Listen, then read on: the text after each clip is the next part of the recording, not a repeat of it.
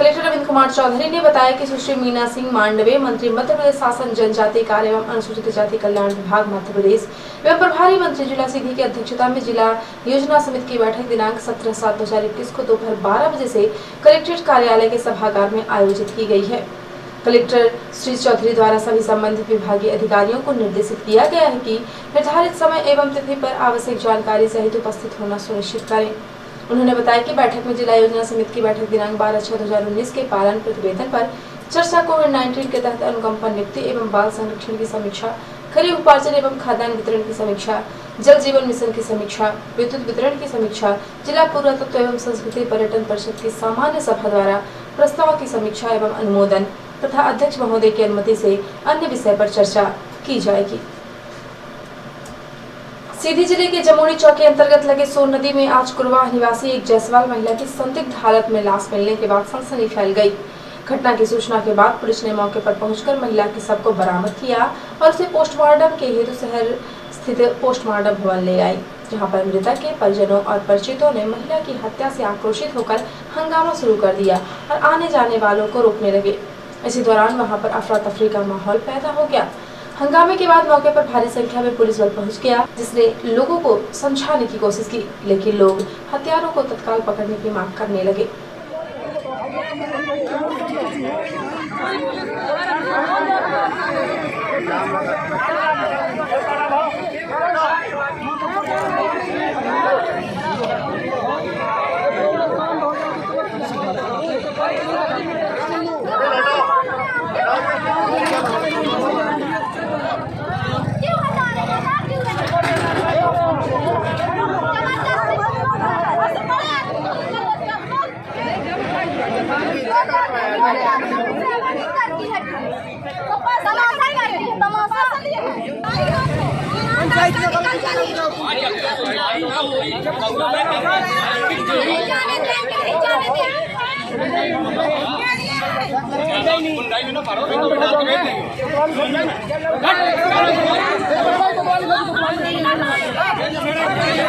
बताया गया कि मृतक जायसवाल महिला की भैंस विगत कई दिन पहले गुम हो गई थी, जिसको महिला ढूंढने निकली थी, लेकिन भैंस को ढूंढने के दौरान महिला लापता हो गई, जिसकी गुमशुदगी की सूचना परिजनों ने जमुई चौकी में दर्ज करा दी।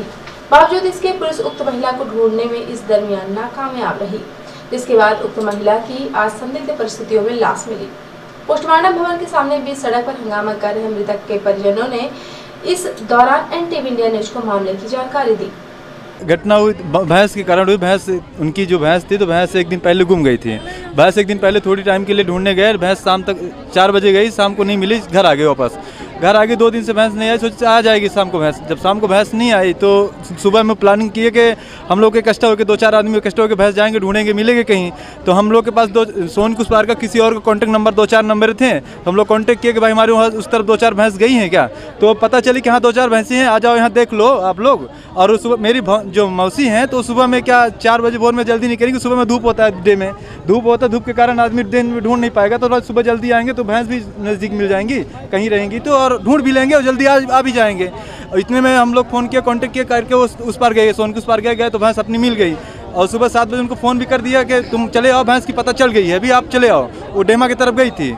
फिर हम लोग गए भैंस ढूंढने के, तो भैंस जब वहाँ पे मिल गई तो भैंस तो हम लोग लेके आ गए। और फिर जब उसके बाद उनके पास कांटेक्ट करने लगा 10 बजे के बाद, तो उनका नंबर स्विच ऑफ आने लगा, बंद बताया मोबाइल। फिर बॉडी कहाँ मिली? फिर बॉडी मिली आपकी डेमा और कुरवा के बीचों बीच जो नाला है, उस नाले के पूर्व साइड बोले तो डेमा के अंदर क्षेत्र में आता है वो। क्या शंका हो रही है आप लोगों को? शंका बहुत, उसके साथ बहुत कुछ गलत किया गया, बहुत कुछ उसको बंधक बनाया गया, बहुत तकलीफ उसको बहुत तकलीफ दंड दिया गया। और सारे जो भी उसके साथ गलत किया गया, गलत करने को मर्डर किया गया, मर्डर करने के बाद फेंका गया सोन। इसकी कोई कार्रवाई, हम उसकी कार्रवाई चाहते हैं, जो भी मुजरिम है उसकी पूरी कार्रवाई की जाए, अच्छी ज़बरदस्त कार्रवाई की जाए। हमारे जो प्रशासन उसकी अच्छी कड़ी व्यवस्था से अच्छी उसकी जो भी है तो अच्छी से कड़ी कार्रवाई की जाए। क्या नाम है आपका? मेरा नाम अनिल जायसवाल, ग्राम भेल्कीपुर। पुलिस क्या कर रही है? पुलिस प्रशासन कुछ नहीं करे, कल तो रिपोर्ट किया, कुछ किया नहीं, कुछ उसका रीजन लिया नहीं, मतलब कुछ लिया नहीं, उसका एक्शन ही नहीं लिया। का मामला है, थाना जमुई क्षेत्र का है। घटनास्थल पर काफी मशक्कत के बाद मृतक महिला के परिजन हंगामा खत्म करने को राजी हो गए और उन्होंने मौके पर ही अपना शिकायती आवेदन बनाया। इस दौरान महिला का पोस्टमार्टम भी किया गया। मृतक के परिजनों ने अपनी मांगों का ज्ञापन SDM नीलांबर मिश्रा को सौंपा, जिसमें उन्होंने मृतक महिला के हत्यारों को तत्काल पकड़े जाने, मृतक महिला के आश्रितों को सहायता राशि दिए जाने और गुमशुदगी में लापरवाही बरतने वाले पुलिस अधिकारियों के खिलाफ कार्यवाही की मांग की है। एसडीएम को ज्ञापन सौंपने के बाद मृतक महिला के शव को लेकर अंतिम संस्कार के लिए निकल गए। इसके पूर्व एसडीएम नीलांबर मिश्रा ने मीडिया को मृतक के परिजनों द्वारा दिए गए मांग पत्र की जानकारी दी और कहा कि हम इस पर तत्काल कार्यवाही करेंगे और जो संभव हो सकेगा पीड़ितों की मदद भी करेंगे। सर, आज ये संदिग्ध मौत का मामला सामने आया है जिसमें लोगों ने प्रदर्शन भी किया। सर, क्या ज्ञापन दिया गया है, किस तरह की आप लोग कार्रवाई कर रहे हैं? जो पीड़ित परिवार है इनके द्वारा ज्ञापन दिया गया है कि जो इस कार्य में संलिग्न है, इस घटना में संलिप्त हैं, उनके खिलाफ कठोर कार्रवाई की जाए, उनकी गिरफ्तारी की जाए। तो अभी जो 2 संदेही हैं उनको संदेह के आधार पर गिरफ्तार किया गया है और पुलिस के द्वारा इसका अन्वेषण और छानबीन की जाएगी और जो भी दोषी हैं उनके खिलाफ कठोर कार्रवाई की जाएगी। सर, पीड़ित परिजन ने मुआवजे की भी कुछ मांग की है, सहायता राशि की, उस पर क्या? अब इसमें सहायता राशि देखा जाएगा कि जो कानून बने उसके अंतर्गत इनको लाभ मिल सकता है कि नहीं। यदि लाभ मिल सकता होगा तो निश्चित रूप से इनको लाभ दिया जाएगा। पूर्व नेता प्रतिपक्ष अजय सिंह ने एक विज्ञप्ति जारी करके आरोप लगाया है कि प्रदेश में किसानों से 6,000 रुपए समर्थन मूल्य की उड़द 2,000 रुपए में खरीदकर उन्हें खुलेआम लूटा जा रहा है। गेहूं खरीदी की हड़ताल पर किसानों से पैसे लिए गए। गरीबों को दिए जाने वाले राशन में पिछले साल की तरह फिर से भेड़ बकरियों के खाने लायक खराब चावल पटना शुरू हो गया है। किसान पुत्र शिवराज सिंह चौहान ने लूट की खुली छूट दे रखी है। अजय सिंह ने कहा कि जबलपुर की पाटन मंडी में खुली नीलामी में व्यापारी उड़द की बोली 2,000 रुपए लगा रहे हैं, जबकि समर्थन मूल्य 6,000 रुपए पर है। किसानों से सस्ते में उड़द खरीदकर व्यापारी उसी माल को 6,000 रुपए समर्थन मूल्य पर बेच रहे हैं। कई दिनों से मंडियों में उड़द का स्टॉक रखा हुआ है। व्यापारियों की मनमानी का आलम यह है कि वे सस्ती बोली लगाकर 5 बजे ही बोली बंद कर देते हैं। किसान सस्ते दामों पर अपनी उपज बेचने के लिए मजबूर हो रहे हैं। यहाँ पर कुछ माह पहले मक्का की खरीदी में भी इस तरह के घपले का मामला मैंने उठाया था। श्री सिंह ने आरोप लगाया है कि गेहूं खरीदी में सिलाई तुलाई के नाम पर हर क्विंटल पर 25 से 50 रुपए वसूले गए। अपनी उपज के लिए किसानों को कमीशन देना पड़ रहा है, नहीं तो उनकी फसल रिजेक्ट कर दी जाती है। जबलपुर के पनागर थाने में इसकी एफआईआर भी दर्ज हुई है। जांच में 27 लाख रुपए से ज्यादा की धोखाधड़ी का मामला सामने आया है। पूरे प्रदेश में इस तरह के घपले से इनकार नहीं किया जा सकता, इसीलिए मुख्यमंत्री इसकी जांच के आदेश दें ताकि दूध का दूध और पानी का पानी हो सके और दोषी पकड़े जाएं। अजय सिंह ने यह भी कहा कि जिस चावल को बियॉन्ड रिजेक्शन लिमिट BRL किया गया, वही चावल चोरी चुपके वेयर हाउस से निकालकर राशन की दुकानों के माध्यम से गरीबों में बांटा जा रहा है। पिछले वर्ष भी इसी तरह की शिकायत मैंने की थी, जिसमें करोड़ों का घोटाला सामने आया था। फिर से वही प्रक्रिया दोहराई जा रही है। खुद खाद्य मंत्री बिसाहू लाल सिंह के गृह जिले अनूपपुर में धांधली हुई है। यहाँ के गोदाम नंबर 14 से 1200 क्विंटल अमानक चावल सार्वजनिक वितरण प्रणाली के तहत बांट दिया गया। यहाँ 8,000 रुपए 600 बोरी चावल अमानक स्तर पर का मिला। यह करीब 5,000 क्विंटल होता है। इसमें से 3,000 से अधिक बोरियां गायब हैं। क्वालिटी कंट्रोल ने यह चावल मनुष्य के खाने लायक नहीं बताया था। जब खाद्य मंत्री के यहाँ यह सब हो रहा है तो पूरे प्रदेश में गरीबों को कैसा अन्न खिलाया जा रहा है, जिसका अंदाजा सहज ही लगाया जा सकता है। मध्य प्रदेश के मैहर जिले से बीजेपी विधायक नारायण त्रिपाठी इन दिनों एक अलग ही रंग में नजर आ रहे हैं। उन्होंने अपने सरकार की नीतियों से अलग हटकर विंध्य प्रदेश की मांग छेड़ रखी है और इसके लिए वह विंध्य क्षेत्र के अलग अलग जिलों और जगहों में जाकर विंध्य क्षेत्र को बनाए जाने की मांग पर अपना आंदोलन खड़ा करने की कोशिश कर रहे हैं। इसी सिलसिले में एक दिवसीय प्रवास पर सीधी जिले के उच्च विश्राम गृह में पत्रकारों से चर्चा करते हुए उन्होंने कहा कि विंध्य प्रदेश का संकल्प पूर्व में ही पारित हो चुका है, तो फिर अब इसमें आपत्ति किस बात की है। इसके साथ ही बीजेपी विधायक नारायण त्रिपाठी ने महंगाई को लेकर अपनी सरकार को कटघरे में खड़ा किया और कहा कि महंगाई से जनता त्रस्त हो चुकी है। इस दौरान एनटीवी इंडिया न्यूज ने उनसे जब सवाल उठाया कि आप महंगाई और विंध्य प्रदेश की मांग को विधानसभा में क्यों नहीं उठाते, इस पर उन्होंने गोलमोल जवाब देने की कोशिश की। ये भी स्विच नहीं है मध्य प्रदेश में कि किसान को बिजली और घरेलू उपभोक्ताओं की बिजली अलग अलग किया जा सके। 10 घंटा किसानों को बिजली तो बोली जाती है, पर पानी पूरे प्रदेश में है नहीं। किसान परेशान है। बिजली 1 घंटा या 2 घंटा मिलती है या 1 दिन या 2 दिन के बाद मिलती है। एक फेस कनेक्शन को घरेलू कनेक्शन वाले को 2 फेस कर दिया जाता है, जिसमें पंखा भी नहीं चलता, बल्ब भी नहीं जल पाते। तो इस मुद्दे को भी लेकर हमें अपनी मांग जो परेशानियां उनको लेकर कहीं न कहीं हमें बात रखना पड़ेगी। तो इस मुद्दे को भी लेकर हम एक अपील किए हैं, यदि बिजली नहीं तो बिल नहीं, और बिल हम जमा नहीं करेंगे और कोई कनेक्शन काटेगा तो फिर से कनेक्शन जोड़ेंगे और बिजली चाहे जिस रूप में लेंगे हम लेंगे। प्रदेश में आप ही की सरकार है, आप उसके विधायक हैं, आपको यहाँ जनता के बीच में आके मोर्चा खोलना पड़ रहा है, क्या आपकी बात सरकार में नहीं सुनी जा रही है? मैं अपनी बात को जब जहाँ जो मंच मिला, अभी हमें जब से इस मंच की शुरुआत की है, जब से इस मान की धरातल में शुरुआत की है, तब से कोरोना कहीं न कहीं घेरे हुए है। सदन भी चालू हुआ तो 2 दिन 3 दिन 1 दिन के लिए चल पाया। हमारा संकल्प पारित है। हम अपनी बात को लगातार तमाम मंचों में बता रहे हैं, चाहे मुख्यमंत्री जी हो, चाहे हमारे प्रदेश के अध्यक्ष जी हो, चाहे जहाँ भी हो, उन जगहों पर जाकर अपनी बात को कर रहा हूँ कि हम नई मांग नहीं कर रहे हैं। अटल जी बोले थे छोटे राज्य बनेंगे, राज्य का विकास होगा।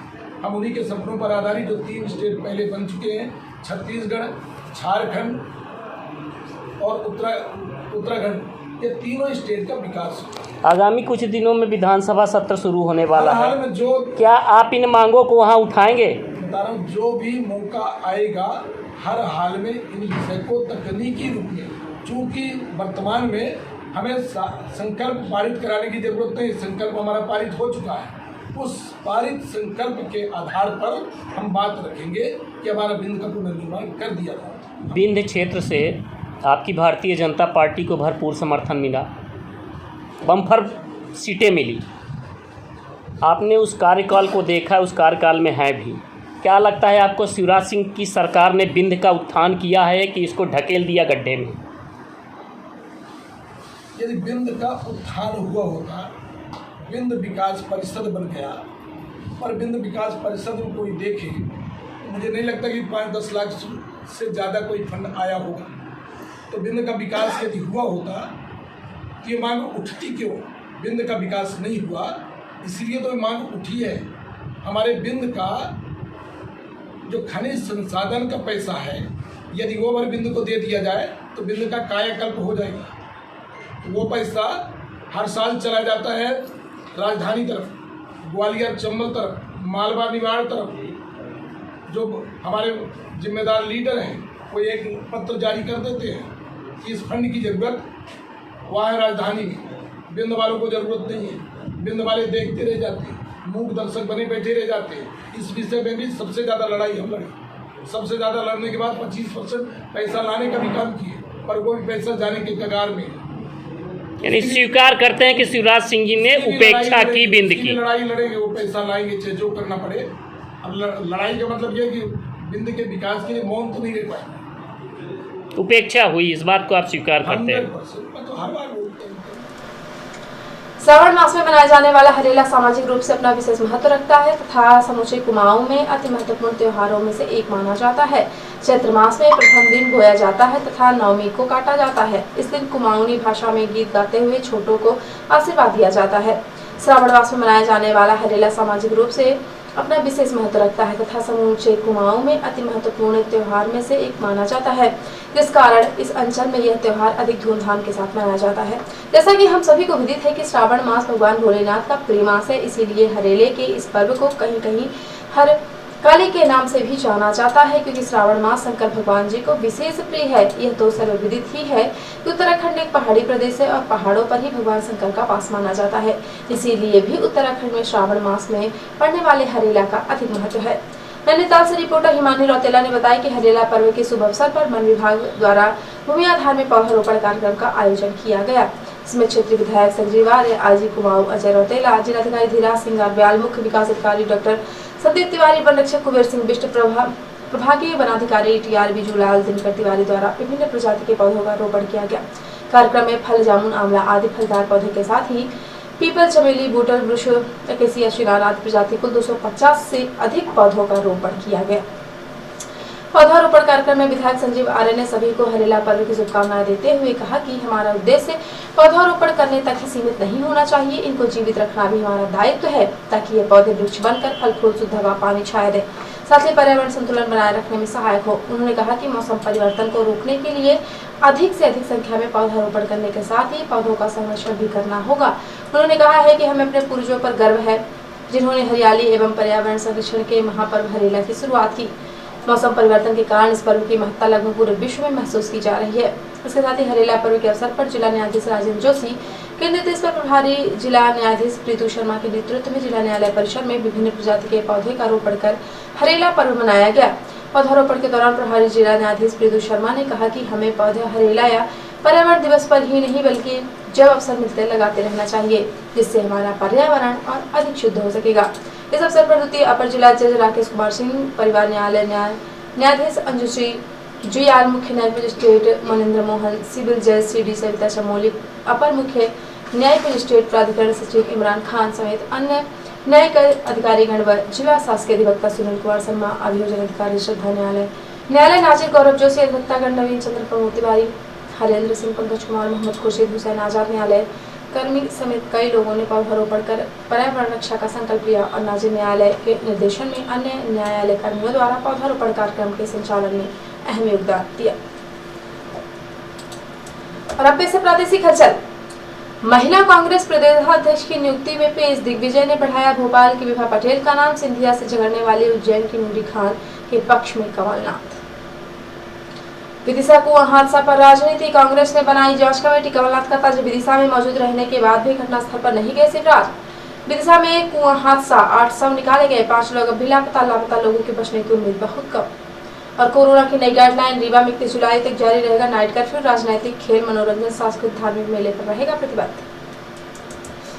और अब पेश है राष्ट्रीय हलचल। मुनव्वर राणा बोले, यूपी में नफरत का गुब्बारा फुलाया जा रहा, आतंकवाद, धर्मांतरण, चुनावी तैयारी है। थर्ड वे पर सरकार अलर्ट, कोरोना से जंग में अगले 100 से 125 दिन बहुत अहम, पीएम मोदी ने तीसरी लहर रोकने का टारगेट दिया।